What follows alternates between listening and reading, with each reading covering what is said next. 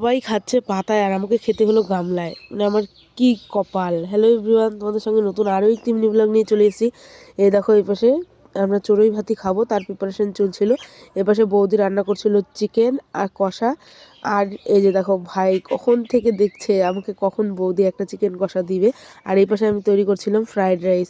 Fried rice কার কার ভালো লাগে please একটু কমেন্ট করো, তার সাথে চিকেন। আর বোনের কাছে খেয়ে দিয়ে রিভিউ নিচ্ছিল, বোন দেখো কি বলছে। তারপরে এই যে আমরা সবাই মিলে খাচ্ছিলাম, দেখো সবাই পাতায় খাচ্ছে, আমাকে গামলায় খেতে হলো।